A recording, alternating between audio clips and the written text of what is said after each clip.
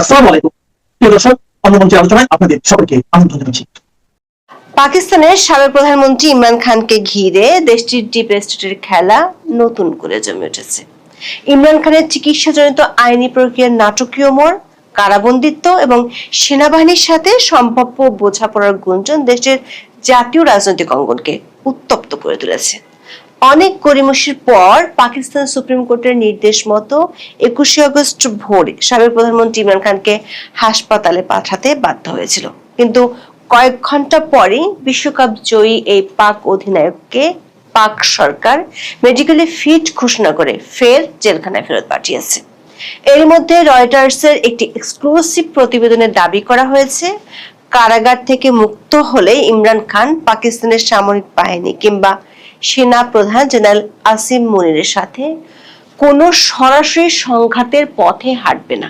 রাজনীতি বিশ্লেষকদের বড় একটি অংশ মনে করছেন, ঘটনা প্রবাহের এই মোড় আসলে পাকিস্তানের আলোচিত ডিপ স্টেট বা সামরিক ব্যবস্থার সাথে ইমরান খানের রাজনৈতিক পুনঃসমঝোতার ইঙ্গিত দিচ্ছে, যা এর আগে সাবেক প্রধানমন্ত্রী নওয়াজ শরীফের বিদেশে চিকিৎসা নেওয়া এবং পরবর্তীকালে রাজনীতিতে প্রত্যাবর্তনের মডেলে দেখা গিয়েছিল।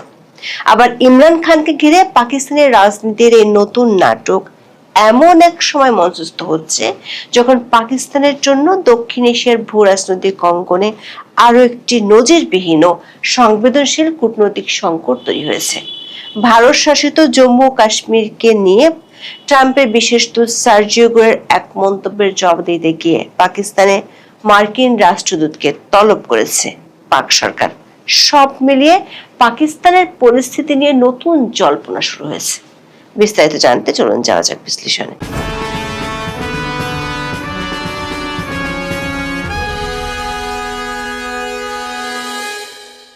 2018 সালের 25শে জুলাই অনুষ্ঠিত পাকিস্তানের সাধারণ নির্বাচনে ইমরান খানের রাজনৈতিক দল পাকিস্তান তেহরিক ইনসাফ বা পিটিআই সবচেয়ে বেশি আসনে জয়লাভ করেছিল।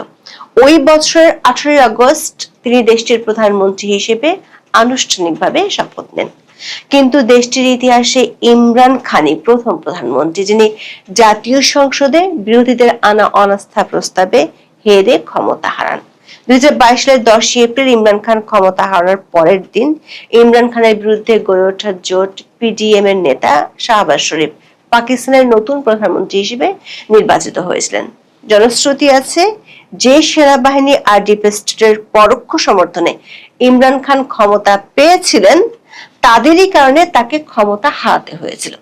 ইমরান খান 2018 সালে সেনাবাহিনী ও তৎকালীন সেনাপ্রধান জেনারেল কামার জাভেদ বাজওয়ার পরোক্ষ সমর্থনে ক্ষমতায় এসেছিলেন, কিন্তু 2021 সালে আইএসআই এর প্রধান নিয়োগ নিয়ে বিরোধ দেখা দেয় ইমরান খান ও তখনকার সেনাপ্রধান জেনারেল বাজওয়ারের মধ্যে। আর বিদেশি সমর্থন পুষ্ট পাকিস্তানি ডিপ স্টেট ইমরানের উপর ক্ষেপে যায় 2022 সালে। ওই বছরের ফেব্রুয়ারিতে ইউক্রেনে হামলা চালানোর ঠিক পরপরই ইমরান খানের রাশিয়া সফর এবং আমেরিকা বিরোধী কঠোর বক্তব্য পাকিস্তানি সামরিক বাহিনীর পছন্দ হয়নি। ক্ষমতা হারানোর পর 2023 সালের 9 মে ইসলামাবাদ হাইকোর্ট প্রাঙ্গণ থেকে আল কাদির ট্রাস্ট দুর্নীতি মামলায় পাকিস্তান রেঞ্জার্স তাকে প্রথমবার গ্রেপ্তার করে। তবে কিছুদিন পর উচ্চ আদালতের নির্দেশে তিনি জামিনে মুক্তি পান। ওই বছরের 5 আগস্ট তোষাখানা দুর্নীতি মামলায় 3 বছরের কারাদণ্ড ঘোষণার পরপরই লাহোরের বাসভবন থেকে তাকে আবার গ্রেপ্তার করা হয়। এরপর থেকে তিনি রাওয়ালপিন্ডির আদিয়ালা কারাগারে বন্দী আছেন। 2023 সালে ইমরানকে গ্রেপ্তার করা হলে তার সমর্থকেরা সেনাপ্রধান আসিম মুনিরের বিরুদ্ধে ব্যাপক বিক্ষোভ করে। ইমরান খান তখন তার সরকারের পতনের পেছনে সামরিক বাহিনী জড়িত থাকার সরাসরি অভিযোগ তোলেন। আসিম মুনির 2018 সালে ইমরান খান প্রধানমন্ত্রী থাকাকালে গোয়েন্দা সংস্থা আইএসআই এর প্রধান ছিলেন, কিন্তু মাত্র 8 মাসের মাথায় ইমরান খান তাকে সরিয়ে ফায়েজ আহমেদকে আইএসআই এর প্রধান করেন। জানিয়ে তাদের মধ্যে দ্বন্দ্বের কথা পাকিস্তানের রাজনীতিতে ব্যাপকভাবে আলোচিত হয়। ইমরান খান গ্রেপ্তার হওয়ার পর পিটিআই সমর্থকেরা পাকিস্তানের বিভিন্ন সামরিক স্থাপনা এবং কোর কমান্ডারের বাসভবনে হামলা ও অগ্নিসংযোগ করেছিল। সামরিক বাহিনী এই ঘটনাকে পাকিস্তানের ইতিহাসে একটি কালো অধ্যায় হিসেবে বর্ণনা করে এবং পিটিআই এর উপর কঠোর দমন-পীড়ন চালায়। দলের হাজার হাজার নেতা কর্মীকে গ্রেপ্তার করা হয় এবং বহু শীর্ষ নেতা দল ছাড়তে বাধ্য হন। কিন্তু রাজনীতিতে শেষ কথা বলে কিছু নেই। এ কারণে আসিম মুনির ও ইমরান খানের মধ্যকার সেই তিক্ত সম্পর্ক ঘুরে যেতে শুরু করেছে, এমন ইঙ্গিত দিচ্ছে খোদ পাকিস্তানের সংবাদ মাধ্যমগুলো। 2023 সাল থেকে কারাগারের ভিতরে ইমরান খানের সুচিকিৎসা হচ্ছে না, এমন অভিযোগ সাবেকের প্রধানমন্ত্রীর পরিবার এবং তার দলের পক্ষ থেকে বহুবার করা হয়েছিল। পাকিস্তানের বর্তমান প্রধানমন্ত্রী ও তার সরকারকে অবাক করে দিয়ে গত 18ই আগস্ট হঠাৎ করে একটি সারা জাগানো নির্দেশ দেয় দেশের সুপ্রিম কোর্ট। পাকিস্তানের সুপ্রিম কোর্ট 73 বছর বয়সী ইমরান খানকে 48 ঘন্টার মধ্যে রাওয়ালপিন্ডির আদিয়ালা কারাগার থেকে রাজধানীর শিফা আন্তর্জাতিক হাসপাতালে স্থানান্তরের নির্দেশ দেন। ওই নির্দেশে বলা হয়, আগামী 16 সেপ্টেম্বর পর্যন্ত তাকে বিশেষজ্ঞ চিকিৎসকদের পর্যবেক্ষণে রাখতে হবে। তবে সুপ্রিম কোর্টের এই আদেশের বাস্তবায়ন প্রক্রিয়াটি রাজনৈতিক নাটকীয়তার জন্ম দেয়। 20 এবং 21 আগস্টের মধ্যবর্তী রাতে ইমরান খানকে আন্তর্জাতিক মানের বেসরকারি হাসপাতাল শিফা ইন্টারন্যাশনালে স্থানান্তর করা হলেও চিকিৎসার মেয়াদ কয়েক সপ্তাহ স্থায়ী হওয়ার পরিবর্তে মাত্র কয়েক ঘন্টার মধ্যে সীমাবদ্ধ হয়ে পড়ে। বৃহস্পতিবার গভীর রাতে স্থানান্তরের পর শুক্রবার ভোর 5টার মধ্যে ইমরান খানকে পুনরায় আদিয়ালা কারাগারে ফেরত পাঠানো হয়। পাকিস্তানের তথ্যমন্ত্রী আতাউল্লাহ তারা সামাজিক যোগাযোগ মাধ্যমে নিশ্চিত করেন, চক্ষু বিশেষজ্ঞ, হৃদরোগ বিশেষজ্ঞ ও সাধারণ চিকিৎসকদের নিয়ে গঠিত একটি উচ্চ পর্যায়ের মেডিকেল বোর্ড তার শারীরিক পরীক্ষা করেছে এবং তাকে পূর্ণ সুস্থ ও মেডিকেলের ভাষায় ফিট বলে ঘোষণা করেছে। তবে সরকার এই পদক্ষেপকে সর্বোচ্চ আদালতে সুস্পষ্ট লঙ্ঘন বলছে পিটিআই নেতারা। দলটির প্রধান মুখপাত্র শেখ ওয়াকাস আকরাম ও জুলফিকার বুখারী অভিযোগ করেছেন, আদালতের আদেশে স্পষ্ট বলা হয়েছিল ইমরান খানকে 16 সেপ্টেম্বর পর্যন্ত হাসপাতালে রেখে চিকিৎসা দিতে হবে।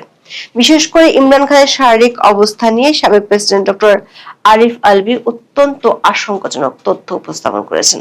তিনি বলছেন, চিকিৎসকরা আগেও জানিয়েছিল জানুয়ারি মাস থেকে ইমরান খানের ডান চোখের 85% দৃষ্টিশক্তি ক্ষতিগ্রস্ত হয়েছে এবং উপযুক্ত চিকিৎসার অভাবে এটি স্থায়ী অন্ধত্বে রূপ নিতে পারে। এখন ইমরান খানের অবিলম্বে মুক্তি ও সুচিকিৎসার দাবিতে পিটিআই আগামী 27 সেপ্টেম্বর দেশব্যাপী মহাসমাবেশ ও আন্দোলনের ঘোষণা দিয়েছে।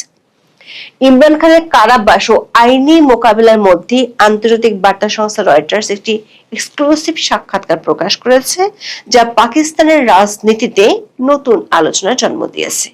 পিটিআই এর আন্তর্জাতিক গণমাধ্যম সমন্বয়ক এবং ইমরান খানের অত্যন্ত ঘনিষ্ঠ সহযোগী জুলফিকার বুখারী রয়টার্সকে নিশ্চিত করেছেন, কারাগার থেকে মুক্তি পেলে ইমরান খান দেশটির সেনাবাহিনী কিংবা বর্তমান সেনাপ্রধান জেনারেল আসিম মুনিরের সাথে কোন নতুন বিরোধে জড়াবেন না। আর এই বক্তব্যের পর রাজনৈতিক অঙ্গন থেকে প্রায় 3 বছর বিচ্ছিন্ন থাকার পর পাকিস্তান তেহরিক ইনসাফ বা পিটিআই এর জন্য রাজনৈতিক পরিসর তৈরির ইঙ্গিত মিলছে কিনা তা নিয়ে বিতর্ক শুরু হয়েছে। রাজনৈতিক ও আইন বিষয়ক কয়েকজন বিশ্লেষক মনে করেন, বর্তমান রাজনৈতিক পরিস্থিতিতে ইমরান খানকে হাসপাতালে ভর্তির এমন আদেশ দেওয়ার কারণ ব্যাখ্যা করা কঠিন। ইমরান খান নতুন প্রদেশ গঠন ও নির্দিষ্ট সময়ের জন্য জাতীয় সরকার গঠনের মতো কোনো প্রস্তাব মেনে নিতে পারেন কিনা তা নিয়ে আলোচনা হচ্ছে। ইমরানের সমর্থকদের একটি বড় অংশ মনে করে, সামরিক নেতৃত্বের সঙ্গে বিরোধের কারণে তাকে কারাগারে যেতে হয়েছে। ইমরান খান নিজেও অতীতে আসিম মুনিরকে তীব্র ভাষায় আক্রমণ করেছেন। গত নভেম্বরে তার নামে প্রচারিত এক বক্তব্যে তিনি মুনিরকে ইতিহাসের সবচেয়ে স্বৈরাচারী একনায়ক বলে অভিহিত করেছিলেন। তবে এখন তার দলের অন্যতম ঘনিষ্ঠ সহযোগীর বক্তব্যে ভিন্ন সুর দেখা যাচ্ছে। বুখারী আসিম মুনিরকে পাকিস্তানের সবচেয়ে ক্ষমতাবান ব্যক্তি হিসেবে উল্লেখ করেছেন। বিশেষজ্ঞরা মনে করেন যে আসিম মুনিরের সাথে বিরোধের জের ধরে ইমরান খানকে ক্ষমতা হারাতে হয়েছিল। সেই সেনাপ্রধানের সাথে বিরোধে না জড়ানোর প্রতিশ্রুতি মূলত ডিপ স্টেটের উদ্দেশ্যে একটি অনানুষ্ঠানিক শান্তি প্রস্তাব বা অলিখিত চুক্তির খসড়া। দর্শক, পাকিস্তান রাষ্ট্রের রাজনৈতিক গঠনে ডিপ স্টেট বলতে সেনাবাহিনী, ইন্টার সার্ভিসেস ইন্টেলিজেন্স বা আইএসআই এবং তাদের সহযোগী বিচারিক ও প্রশাসনিক ক্ষমতা কাঠামোকে বোঝায়, যা দেশের দৃশ্যমান বেসামরিক সরকারের পেছনে প্রকৃত ক্ষমতার চালিকা শক্তি হিসেবে কাজ করে। গত 7 দশকের ইতিহাসে রাজনৈতিক দলগুলোকে একে অপরের বিরুদ্ধে ব্যবহার করা, পছন্দসই প্রধানমন্ত্রী তৈরি করা এবং পরবর্তীতে রাজনৈতিকভাবে তাদের বিদায় করার ক্ষেত্রে ডিপ স্টেটের ভূমিকা একেবারে ওপেন সিক্রেটের বিষয়। 2018 সালের নির্বাচনে ইমরান খানের ক্ষমতা আসার পেছনে এই ডিপ স্টেটের প্রত্যক্ষ ও পরোক্ষ সমর্থন ছিল, যাকে তখন সেনপেজ নীতি বলা হতো। তবে বৈদেশিক নীতি এবং সেনাপ্রধান নিয়োগ সংক্রান্ত বিরোধের কারণে সেই সম্পর্ক ভেঙে পড়ে, যার পরিণতিতে ইমরান খানকে ক্ষমতাচ্যুত হতে হয়। বর্তমান রাজনৈতিক আলোচনায় সবচেয়ে বড় প্রশ্ন উঠে এসেছে, ইমরান খান কি নওয়াজ শরীফের পথ ধরে ডিপ স্টেটের অনুকম্পার রাজনীতিতে ফিরে আসছেন? 2017 সালে গ্রেপ্তার হওয়ার পর 2019 সালে কারাগারে নওয়াজ শরীফের শরীরে প্লাটিলেট আশঙ্কাজনকভাবে কমে গেলে তৎকালীন ইমরান খান সরকার ও সামরিক সংস্থাপনের এক অনানুষ্ঠানিক সমঝোতার ভিত্তিতে তিনি 8 সপ্তাহের জামিন পান এবং চিকিৎসার জন্য লন্ডনে যান। লন্ডন থেকে 2023 সালের অক্টোবরে দেশে ফেরেন। তার ফেরার আগে সব মামলা খারিজ হয়ে যায় এবং তিনি সম্পূর্ণ আইনি ও রাজনৈতিকভাবে পুনর্বাসিত হন, যা 2024 সালের জেনারেল নির্বাচনে তার দলের সরকার গঠনে সহায়তা করে। পাকিস্তানের অভ্যন্তরীণ রাজনীতি যখন ইমরান খান ও ডিপ স্টেটের সম্পর্ক নিয়ে উত্তপ্ত, ঠিক সেই মুহূর্তে দক্ষিণ এশিয়ার ভূ রাজনীতিতে একটি আন্তর্জাতিক পরাশক্তিজনিত ধাক্কা আসে। ভারতে নিযুক্ত মার্কিন রাষ্ট্রদূত সার্জিও গোর গত 19 আগস্ট জম্মু ও কাশ্মীর সফরে যান। এটি গত 6 বছরের বেশি সময়ের মধ্যে কোনো দায়িত্বপ্রাপ্ত মার্কিন রাষ্ট্রদূতের প্রথম কাশ্মীর উপত্যকা সফর। সার্জিও গোর সাধারণ কোনো কূটনীতিক নন, তিনি ট্রাম্পের সবচেয়ে ঘনিষ্ঠ বন্ধুদের একজন। একই সাথে ভারতে মার্কিন রাষ্ট্রদূত ও দক্ষিণ ও মধ্য এশিয়া বিষয়ক মার্কিন বিশেষ প্রতিনিধি হিসেবে তিনি দায়িত্ব পালন করছেন। শ্রীনগরে জম্মু ও কাশ্মীরের মুখ্যমন্ত্রী ওমর আবদুল্লাহর সাথে বৈঠক শেষে গোর যৌথ সংবাদ সম্মেলনে বলেন, জম্মু ও কাশ্মীর ভারতের একটি অত্যন্ত গুরুত্বপূর্ণ অংশ। এই বক্তব্যের পরপরই গোর ইঙ্গিত দেন যে মার্কিন পররাষ্ট্র দপ্তর জম্মু ও কাশ্মীরের জন্য তাদের সর্বোচ্চ মাত্রার ভ্রমণ সতর্কতা পুনর্বিবেচনা বা শিথিল করার বিষয়ে কাজ করবে। 1947 সাল থেকে মার্কিন যুক্তরাষ্ট্রের প্রাতিষ্ঠানিক অবস্থান ছিল কাশ্মীর একটি দ্বিপক্ষীয় ও আন্তর্জাতিকভাবে স্বীকৃত বিতর্কিত ভূখণ্ড, যার চূড়ান্ত সমাধান ভারত ও পাকিস্তানের মধ্যে আলোচনার মাধ্যমে জাতিসংঘের সনদ ও কাশ্মীরি জনগণের ইচ্ছা অনুযায়ী নির্ধারিত হতে হবে। এমনকি 2019 সালে ভারতের সংবিধানের 370 অনুচ্ছেদ বাতিলের পরও মার্কিন যুক্তরাষ্ট্র এলাকাটিকে আনুষ্ঠানিকভাবে ভারতের অবিচ্ছেদ্য অংশ হিসেবে সরাসরি ঘোষণা দেয়নি।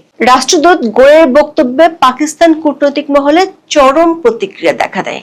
ঘটনার কয়েক ঘন্টার মধ্যে ইসলামাবাদের পররাষ্ট্র মন্ত্রণালয় US charge d' affaires Natalie বেকারকে তলব করে এবং একটি কঠোর কূটনৈতিক প্রতিবাদ লিপি বা ডিমার্স হস্তান্তর করে, যেখানে সার্জিও গোর দায়িত্ব জ্ঞানহীন বক্তব্য দিয়েছেন বলে উল্লেখ করা হয়।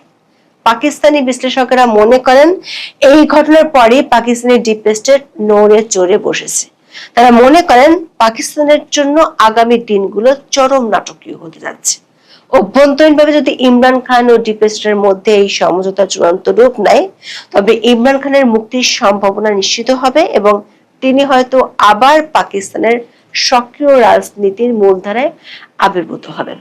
তবে অভ্যন্তরীণ সমঝোতা অর্জিত হলেও বৈদেশিক অঙ্গনে, বিশেষ করে ওয়াশিংটনের পরিবর্তনশীল নীতির মুখে নিজেদের ভৌগোলিক ও কৌশলগত স্বার্থ রক্ষা করা পাকিস্তানের রাজনৈতিক ও সামরিক নেতৃত্বের জন্য এক হিমালয়ের সম চ্যালেঞ্জ হয়েই থাকবে। এখন এ পর্যন্ত, সবাই ভালো থাকুন, সুস্থ থাকুন, নিরাপদে থাকুন। দেখা হবে আগামী পর্বে। আসসালামু আলাইকুম ওয়া রাহমাতুল্লাহি ওয়া বারাকাতুহু। সম্মানিত দর্শক, সাম্প্রতিক সময়ে একটি জরিপের প্রতিবেদন বা জরিপ রিপোর্ট, সেটি হলো প্রধানমন্ত্রী তারেক রহমান সাহেবের কাজে সন্তুষ্ট কত পার্সেন্ট লোক। কে বা কারা এরকম একটা জরিপ করে ছাপিয়ে দিয়েছে যে দেশের 66% লোক, শতকরা 66% লোক তারেক রহমান সাহেবের কাজে সন্তুষ্ট আছেন। তো এই যে রিপোর্ট, এই রিপোর্টটা যদি আপনি মূল্যায়ন করেন তাহলে দেখতে পাবেন যে সরকার আসলে ক্ষমতায় এসছে, তারেক রহমান সাহেব ক্ষমতায় এসছে কত পার্সেন্ট ভোট নিয়ে? এখন যত পার্সেন্ট ভোট নিয়ে ক্ষমতায় এসছেন তার প্রায় 2.5 গুণ লোক এখন তার কাজকর্মে সন্তুষ্ট। এর অর্থ আওয়ামী লীগের লোকজন, জামাতের লোকজন, এনসিপির লোকজন, জাতীয় পার্টির লোকজন, বিএনপি বিরোধী অন্য যে সকল লোকজন রয়েছে সবাই পার্টলি তাদের নিজ নিজ দল মত এগুলো সব ছেড়ে এসে এখন প্রধানমন্ত্রী তারেক রহমান সাহেবকে সমর্থন দিচ্ছেন, তার কাজকর্মে সন্তুষ্টি প্রকাশ করছেন।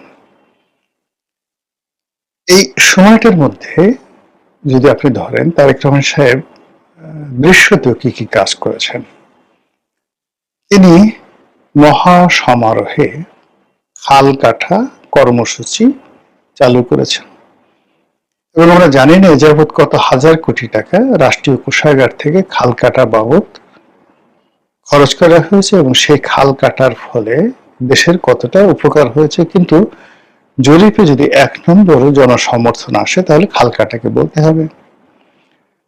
2 নম্বর হলো তার ফ্যামিলি কার্ড, তিনি ফ্যামিলি কার্ড বিতরণ করা শুরু করেছেন। এই যে দুটো গুরুত্বপূর্ণ কাজ, এই কাজের বাইরে গত 6 মাসে মূলত বিগত সরকারগুলোর যে কাজ রয়েছে সেগুলো ধারাবাহিকতা তিনি বজায় রেখেছেন। আর তার যারা লোকজন রয়েছে, আর লোকজন তারা সরকারি বেসরকারি বিভিন্ন পদ পদবিতে তারা বসে গেছেন।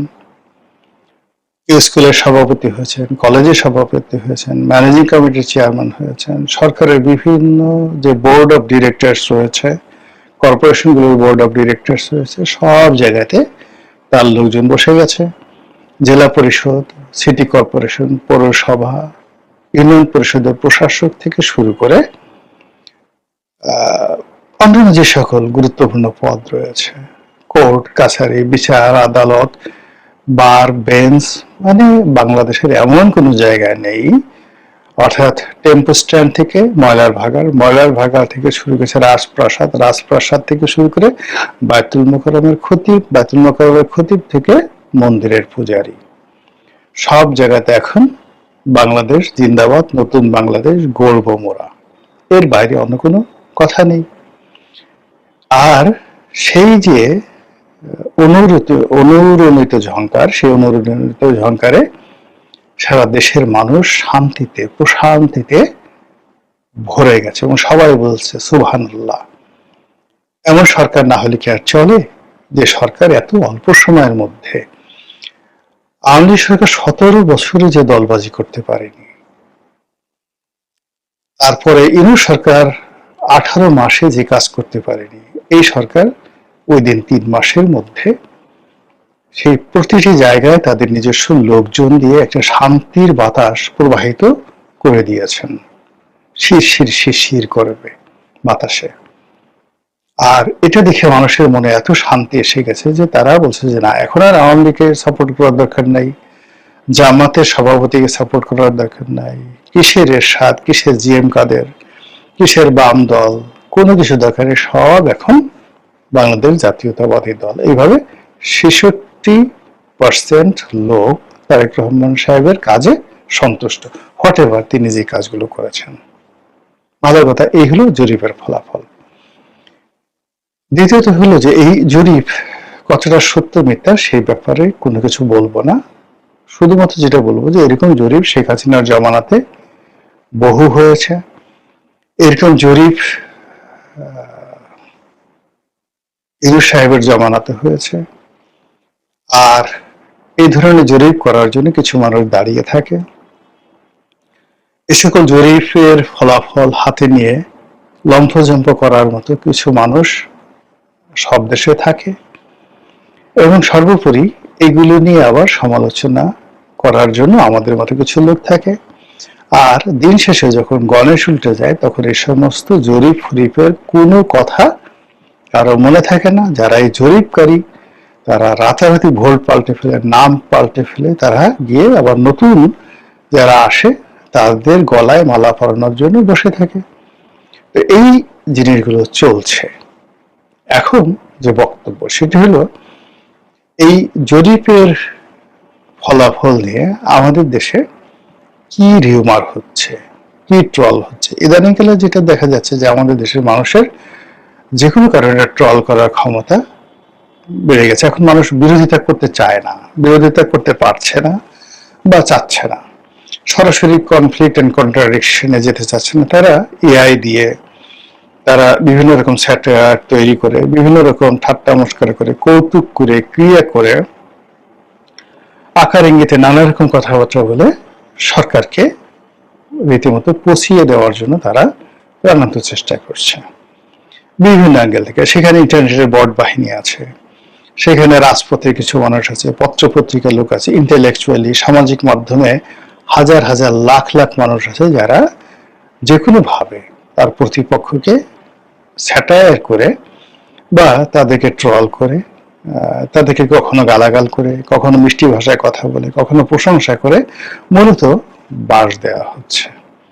তো সেই দিক থেকে সরকারকে বাস দেওয়ার জন্য, সরকারকে সমালোচনা করার জন্য, সরকারের যে কোনো ইতিবাচক কর্মকে নেতিবাচক বানানোর জন্য লক্ষ লক্ষ মানুষ দিন রাত পরিশ্রম করে যাচ্ছে।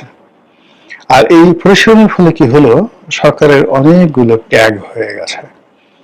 এখন এই সরকারের বিরুদ্ধে নাসিরউদ্দিন পাটোয়ারি, জামাতের সভাপতি, জামাতের অন্য যারা যে সমস্ত লোকজন রয়েছেন তারা, তারপর অন্যান্য ছোট ছোট যে রাজনৈতিক দলগুলো রয়েছে, এমনকি রাষ্ট্রপতি প্রার্থী খায়রুল দেওয়ান থেকে শুরু করে জনাব হিরো আলমের মতো মানুষ, তারাও দিদা আসছে সরকারের যে বিরুদ্ধে ন্যারেটিভ গুলো রয়েছে সেই ন্যারেটিভ গুলো দশমুখে প্রচার করছে। এক নম্বর ন্যারেটিভ হল এই সরকার চাঁদাবাজদের সরকার। এই সরকার চাঁদাবাজিতে যে সফলতা অর্জন করেছে এর জন্য তাদের প্রতিদিন একটা করে নোবেল পুরস্কার পাওয়া উচিত, এই ধরনের কথাবার্তা সরকার বিরোধীরা বলা বলি করছে। দুই নম্বর হলো যে এই সরকার আনপ্রেডিক্টেবল, অস্থির একটা সরকার। এই সরকার খুব দ্রুত শেখ হাসিনার চাইতেও বড় স্বৈরাচার হবে, বড় ফ্যাসিবাদ হবে, এই কথা বিরোধী দলের লোকজন বলা বলি করার চেষ্টা করছে। তারপর এই সরকার যেভাবে দলীয়করণ করছে, এই সরকার যেভাবে অদক্ষতা দেখাচ্ছে, যেভাবে প্রতিটি কর্মে তারা ভুল করে যাচ্ছে এবং মানুষের দুঃখ দুর্দশা লাঘব করতে পারছে না, এই জিনিসগুলো যে যার মতো করে বলছে এবং সরকার যে কোনো উদ্যোগ নিচ্ছে। যেমন ধরুন মহিলাদের জন্য পিঙ্ক কালারের বাস নামানো হয়েছে, এটা নিঃসন্দেহে একটা ভালো উদ্যোগ। এখন কেন বাসের রং গোলাপি হলো? আপনি জানেন যে বেগম জিয়া, আপনারা জানেন যে বেগম জিয়া সবসময় গোলাপি রঙের শাড়ি পরতেন, গোলাপি ড্রেসটা তার ভীষণ রকম প্রিয় ছিল এবং সুরঞ্জিত সেনগুপ্ত এইটা নিয়ে আবার স্যাটায়ার করেছেন।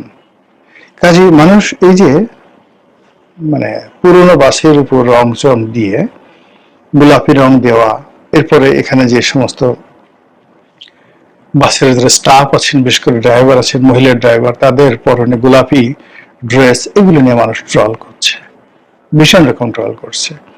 এই গোলাপি বাস মেয়েরা চালাচ্ছেন, এটি নিয়ে কোনো কোনো মৌলবাদী, কোনো কোনো যাকে বলা ইসলামপন্থী, তারপরে কোনো কোনো যাকে বলা হয় মোল্লারা, তারা নানা রকম নেতিবাচক কথাবার্তা বলছে এবং সেগুলো নিয়ে আবার ট্রল হচ্ছে।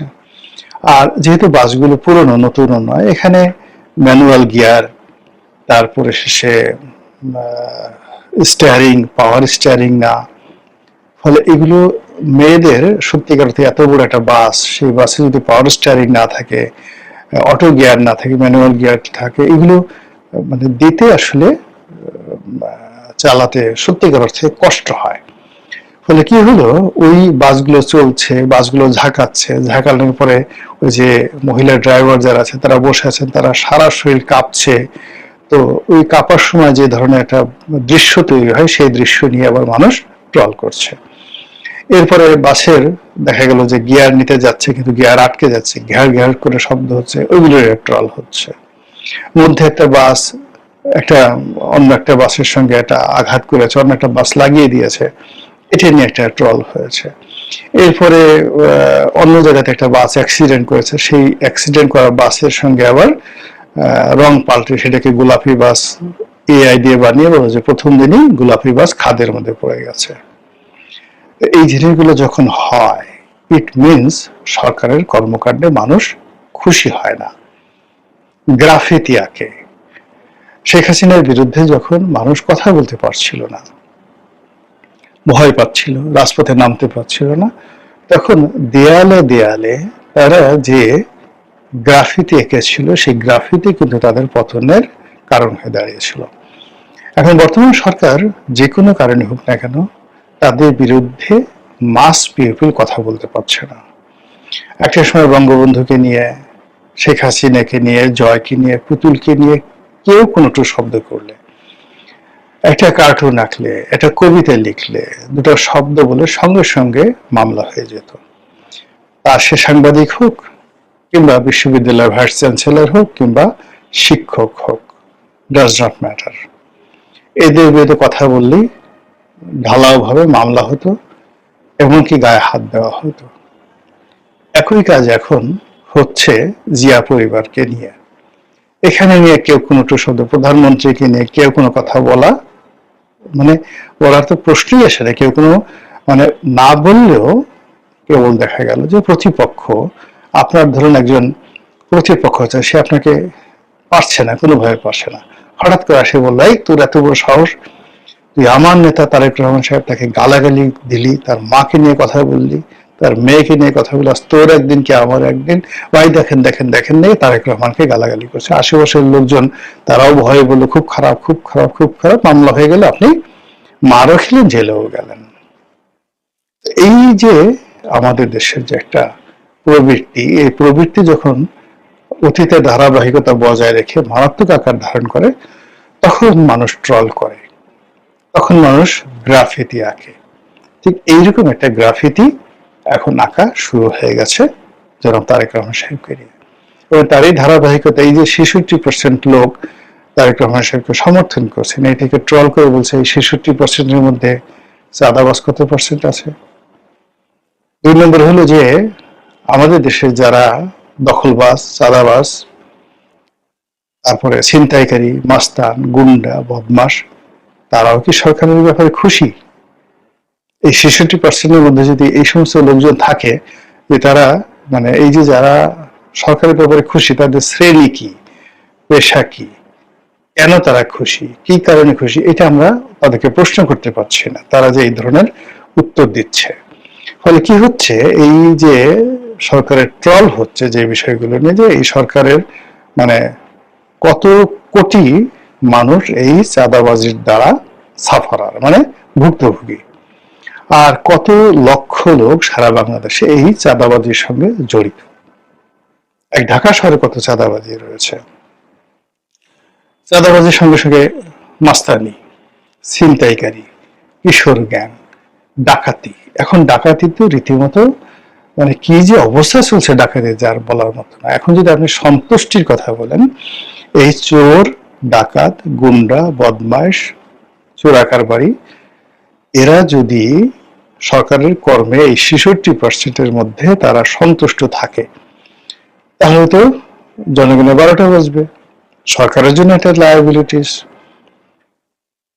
কাজেই এই যে সার্বিক পরিস্থিতি, মানে শীতকালের ওয়াজ গরমকালে যেমন মানায় না, এখন সারা দেশে যে যার মতো করে বিদ্যুৎ সমস্যার কারণে সরকারকে গালাগাল করছে, ব্যাংক বিমা পড়াতে, শেয়ার মার্কেটে গিয়ে মানুষ হাপিত্তেশ করছে, কোর্ট কাছারিতে গিয়ে মানুষ সরকারের 14 গোষ্ঠী উদ্ধার করছে, একটা ডেট পাওয়া যাচ্ছে না, একটা কোনো কিছু পাওয়া যাচ্ছে না। তো সেই অবস্থাতে গিয়ে একজন এটা জরিপ করে দিল, 66% লোক সরকারের কাজে সন্তুষ্ট, তারেক রহমানের কাজে সন্তুষ্ট, আর সরকারের যারা লোকজন তারা বগল বাজানো শুরু করলো এবং বললো যে দেখো দেখো দেখো আমাদের চেয়ে আর জনপ্রিয় কে হতে পারে।